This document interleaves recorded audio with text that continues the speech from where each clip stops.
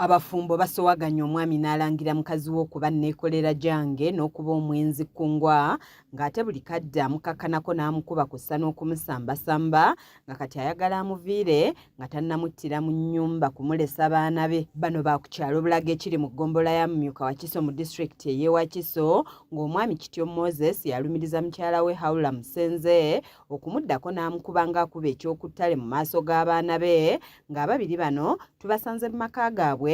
Kityo n'ategeeza nti olunaku olw'eggulo yakubidde mukyala we essimu n'amusaba amusange mu kifo ekimu kyokka ekyamumaze enviiri ku mutwe kwe kulaba nga mukazi we alina ebintu ebikozesebwa abakazi waake ejja neekolera jange mu nsawo ye. Asumuludde ensawo okugyamu ssente naye ng'omuntu ava ewakaawe tosobola kuŋŋamba nti ensawo yo erimu sabbuuni erimu pafyumu erimu sabbuuni erimu n'obuwoobu omukazi wamala okwekuba nga mati ne mugamba ng'omuntu avudde ewaka wange nga tuvudde ffenna ewaka ne mugamba nti naye olimba ng'ovudde ewaka ng'omanyi ovudde waka wange. Agamba nti olwazze eka n'amunenyaako kyokka mu kifo ky'okwetonda n'amukakkanako n'amukuba ng'atulaze n'ebiwundu bye yafunye mu maaso n'ategeeza nti webituuse omukazi wa kumutta. Kyokunnina n'okulooka onziramu ankubye omukazi ankubye. Wabe mugambe naye lwaki obeera oswazanga mu maaso g'abaana? Ng'abaana tubadde tukyalina wasibe imagine ebisumuluzo mbiyina. Ayongeddeko nti yazimba essomero n'aliteekawo mukazi wo n'aliddukanye kyokka yatandika okuleeta abasajja ng'alibalambuza nga bw'abagamba nti lirye nga yakizuula luvannyuma nti bano babbaabe. Essomero ne madamu Lecho oli owa Puliti akimanyi bulungi. Abantu bangi tulina abajulizi.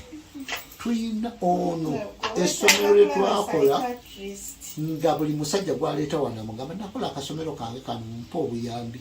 Abasajja baali banzitira wano nga baŋŋamba ky'oba olaba namugobawo ne mugobawo tuvudde ono agenda bwadda ajja neyeegayirira n'akaba n'okukaba n'agamba ategedde naye kati ali wani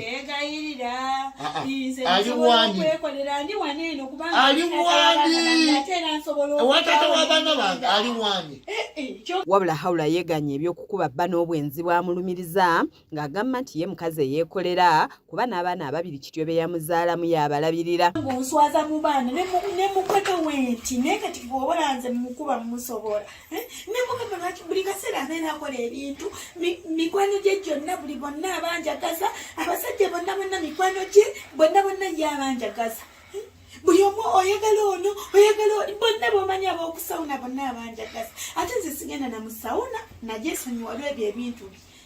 Buli wobeera n'omuntu n'onyumya naye oyo omwagala mukazi munene omugamba naye lwaki obeera obukiseera obeera onswazanga mu bantu n'omala mu respect.